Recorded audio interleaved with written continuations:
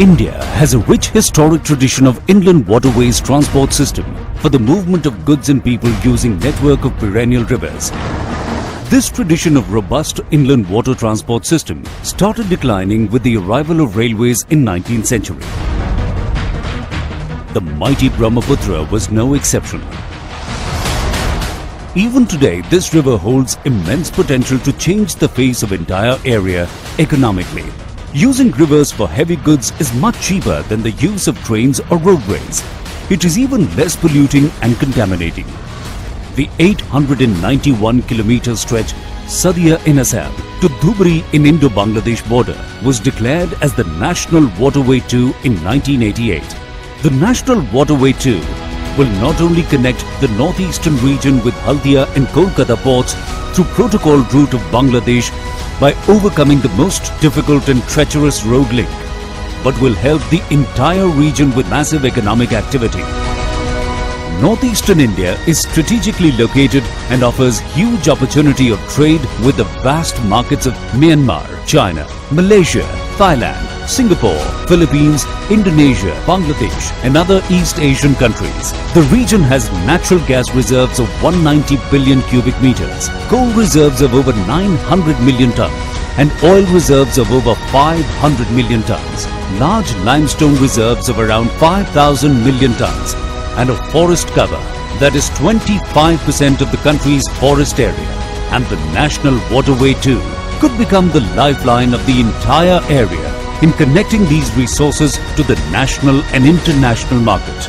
The 891-kilometer long entire channel has been marked with day navigation marks. The Inland Waterways Authority has installed solar-operated night navigational facilities between Bangladesh border and Silkhat, which is the last port of call on the protocol route connecting Assam with Kolkata and Haldia. पानी से जाते हैं तो केवल 20 पैसे खर्च आता है और इसलिए इस जलमार्ग का अगर विकास किया गया तो मेरा विश्वास है कि ब्रह्मपुत्रा के दोनों बाजू पर जो गांव है, जो एरिया है, उसका बहुत तेजी से विकास होगा.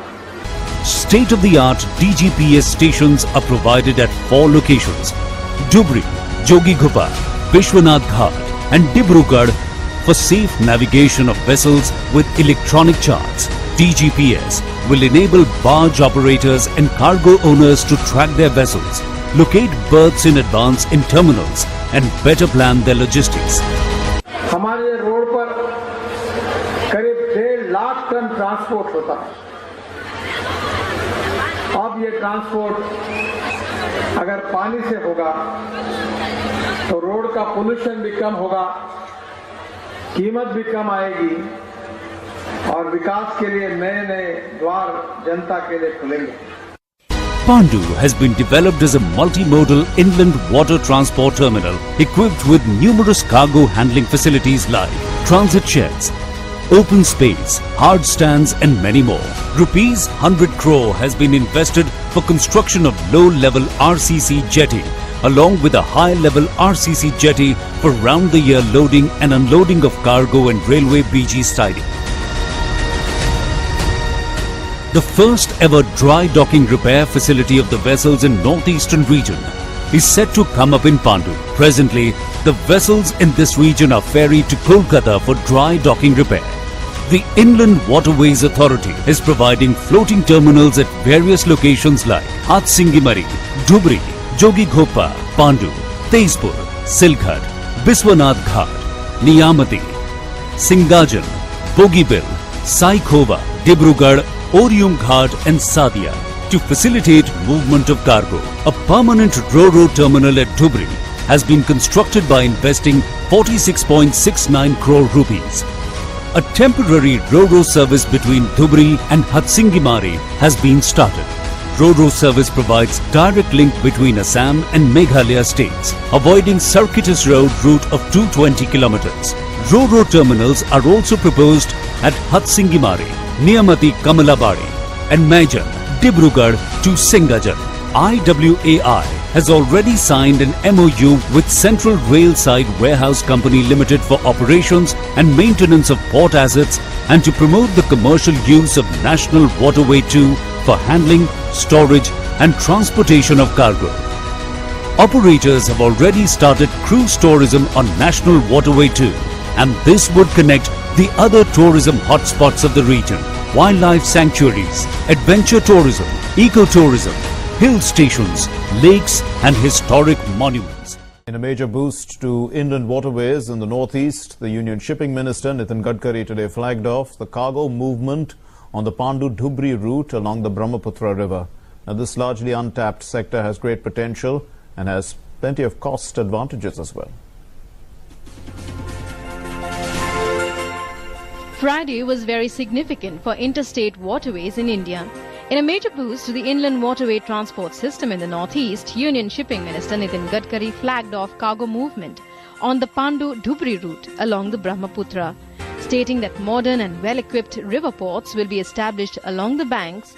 The minister said transportation of cargo through the National Waterway 2 from Pandu in Guwahati to Dhubri along the Assam-Bengal border will reduce logistics cost and save 300 kilometers of road travel. Waterways are regarded as natural transport routes. India has around 14,500 kilometers of waterways which were for long untapped. It was only under Prime Minister Narendra Modi's insistent patronage that waterways became a significant part of the government's transport agenda. If the as yet untapped potential of the country's waterways is tapped, it will revolutionize the transportation system in the country, and the overburdened road and rail systems will experience some relief.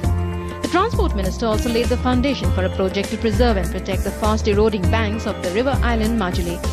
Here's how transportation through waterways is cheaper. 1 horsepower helps transport 150 kgs by road and 500 kgs by rail, while it can transport around 4,000 kgs via waterways. 1 litre of fuel helps transport just 24 tons of cargo per kilometre by road. The corresponding figure by rail is 85 tons. But with the same fuel, 105 tons of cargo can be transported via waterways. As of now, there are 6 interstate waterways in India. The first is from Allahabad to Haldia. Secondly, from Sadia to Dhubri. Thirdly, from Kollam to Kottapuram. Fourth, from Kakinada to Marakannam. Fifth, from Talcher to Dhamra. And from Lakhipur to Bhanga. The government is promoting waterways in a big way to boost economic activity. Part of this is the ambitious project to harness 105 rivers nationwide, connecting every region and making the system beneficial for many landlocked states. National Waterway 2 has all the ingredients to become the backbone of trading in this region.